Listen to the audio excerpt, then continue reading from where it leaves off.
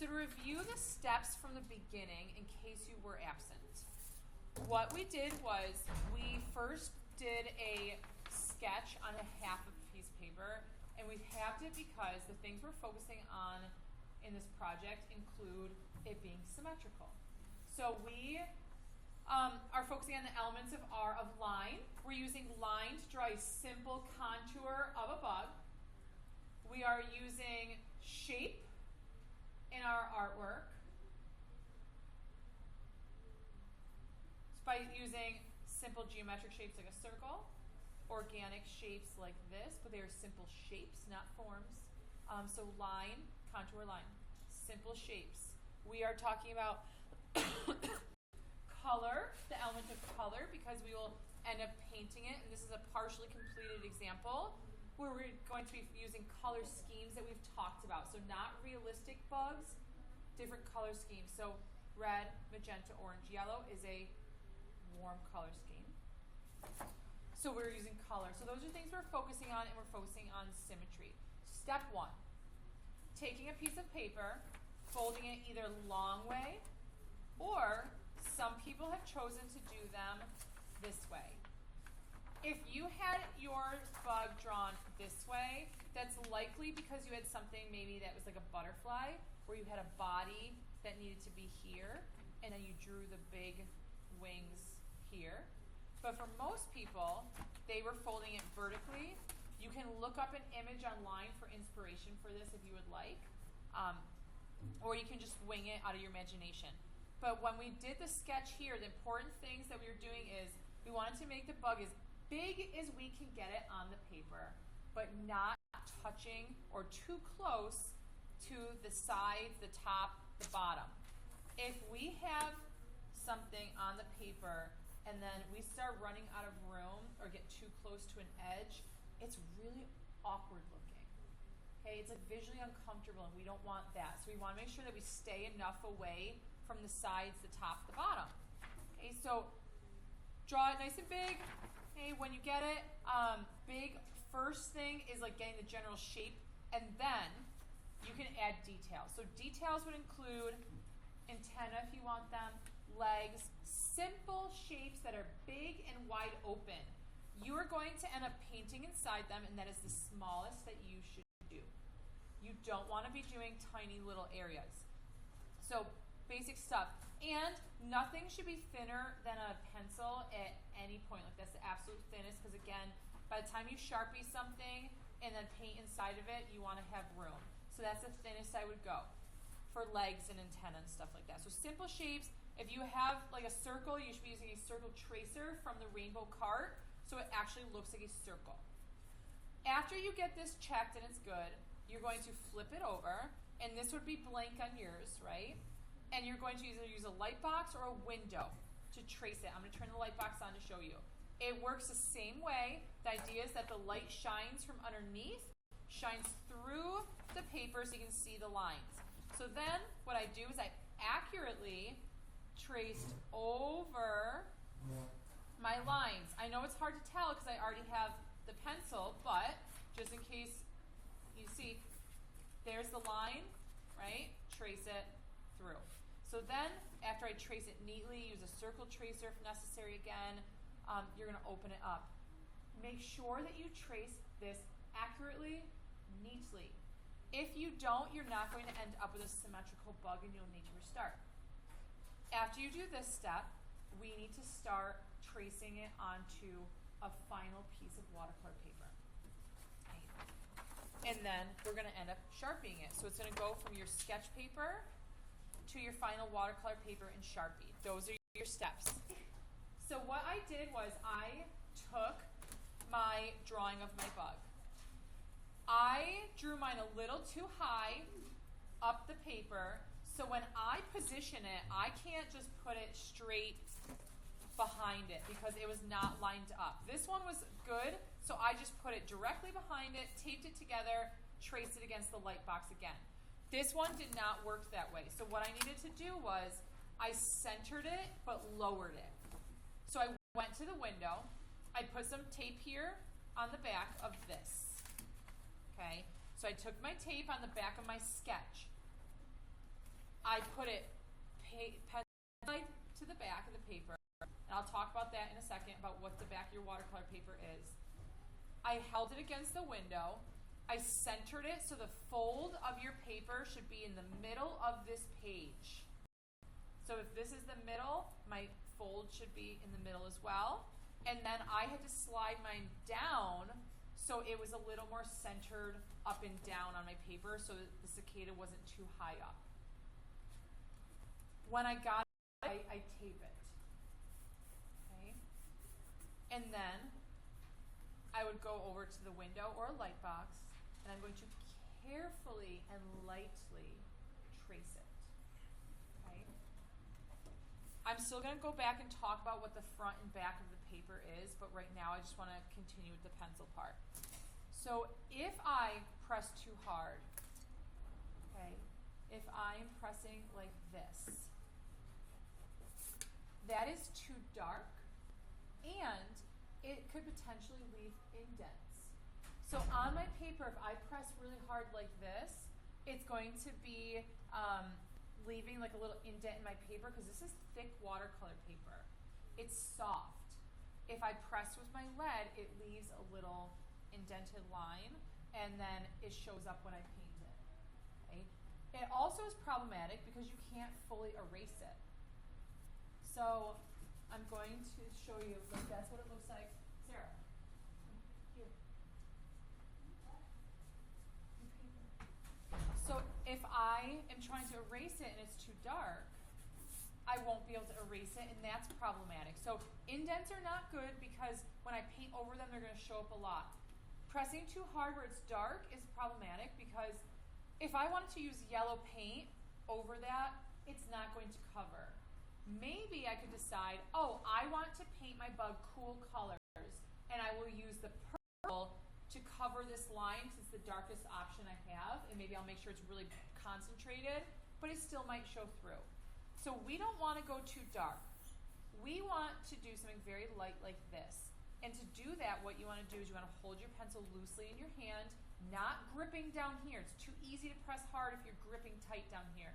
Slide your hand back. This is too far, you won't have enough control right here, but if I do it roughly in the middle, it's going to be loose enough that it physically feels awkward to press hard, and that's going to keep you light. I would just start sketching my lines like this, staying accurate onto my paper underneath. Okay, so like this. So what it's going to look like again, you tape it, pencil down to the back of your watercolor paper.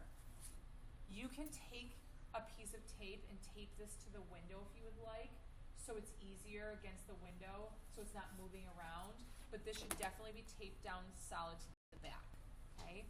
And then you're tracing the whole thing through the light box, nice and light and sketchy and accurate on here. Let's go back now to how do I know what the front and back of watercolor paper is? It can be really tricky. There is a slightly rougher side to your watercolor paper, but even I sometimes accidentally do it on the wrong side. We always want to be painting on the rougher side and paint and draw on the rougher side and name on the back. What I did to make this easier is I went through all the pads of watercolor paper and I drew a line on the back.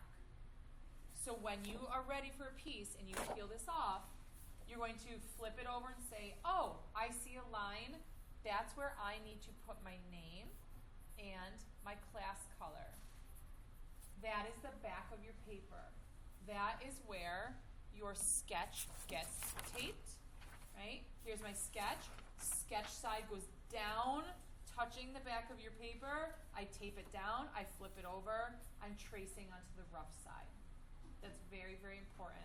I had some people this morning, they were, I'm not actually how, I think they like taped this down like this, and then they were tracing on the back of their sketch paper. They weren't even tracing onto their final paper, so double check that you're tracing where you need to be tracing. Are there any questions about that step? The last step that you're going to be doing on this is your Sharpie. Sharpie is not erasable, so you have to make sure that this step is done very, very neatly. and we are doing 2 lines thick. We're doing it 2 lines thick, so when we watercolor, we have a barrier. If you only have 1 line thick and you're coming up with your paintbrush and you accidentally go on that line, it's so thin, a lot of times it's going to leak over. But if you double your line, when you paint, you're like, oh no, I got on the line, it's okay because you have a little more before it gets to the next section and bleeds over. So it's a good barrier. It's also working for us visually. So it's adding this nice bold outline so our bug pops off really well on the paper. So I want to talk now about how to Sharpie properly so it looks neat and we're enhancing our artwork and not making a mess of it. When you Sharpie, you'll find the Sharpies in the rainbow cart next to my desk in the red drawer. Some of them are new, some of them are not. You want to test them and make sure you get a good one. So this one, that one's not too bad. It's a little fuzzy, but it could work. You want to make sure you get a good one. Yeah, that is too fuzzy. That tells me that this is drying out. Don't use a material that is not great. Okay? I buy you guys the nice materials because you deserve to use good materials. So see the difference? This is a no. It's too fuzzy. There's not enough ink.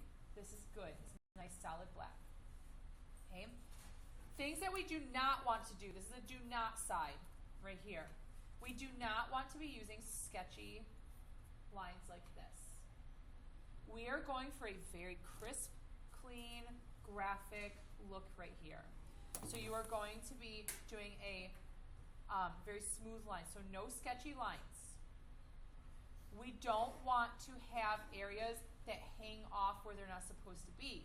So if I had my wing coming down here, if I have this line, I'm coming down, down, down here.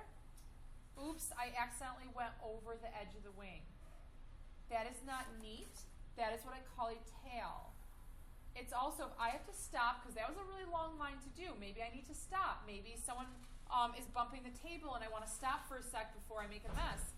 You want to slow down, get low, start directly on top of your line, like that meshes, versus this, where you're rushing and it doesn't even match up. That is a tail, and here is a tail, okay? Where they over the line where they weren't supposed to be.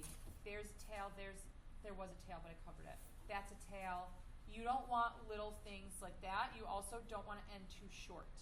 So no sketchy lines and no tails or gaps left. You need to stay exactly on the line. So how do we do that? You want to be pulling towards you. Don't draw backwards. Like maybe for a small area it works, but not generally.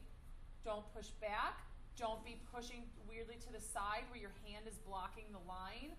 How are you going to know where to mark if your hand is blocking it? So we want to make sure that we are pulling towards us so we can see where we're going. If you need to stop because the line is too long or it's switching directions, you need to just stop and then rotate your paper. So I'm going to try to pull towards me as much as possible. So here it's easy. Low. I start on the line, pull towards me. Now here it starts to go back up. I want to turn it a little bit so it's comfortable. Start where I start. When I get to where I end, I need to end exactly on the line. Start again. Stop. Start so I can pull towards me instead of going back up. Start where I need to start. Pulling towards me. Stop where I need to stop. Okay? No like weird hands. If you're bending your hand in weird ways to try to make a line work and it feels awkward, you're not going to have control over it and your line will not be neat. So make sure you're not bending and twisting in weird ways. Now that is 1 line thick. To do 2 lines thick, you're just going to take your first line, add one just slightly overlapping it like this. Right next to it, going parallel, 2 lines thick, same rules apply. Start and stop where needed, pull towards you.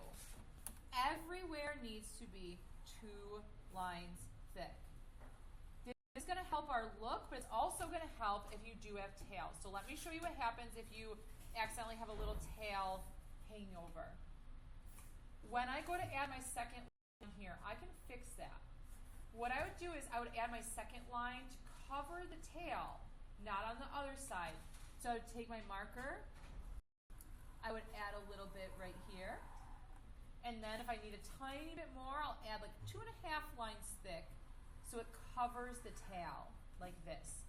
What we don't want to do is thicken everything really, really thick because it's going to be a little too much. We also want to make sure that we don't try to fix a spot like this, where I thicken just that area and now I can't help but stare at that one little spot. That is not going to look right on our artwork either. It's too distracting. Your goal is to have 2 lines thick, like this, nice and neat, all over.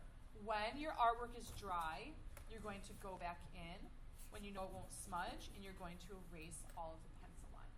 So your steps are doing the sketch, tracing the second half, tracing this onto your final paper, your watercolor paper, making sure it's on the correct side, and after that you are going to Sharpie 2 lines thick, and that is your goal. It needs to be completed before next class.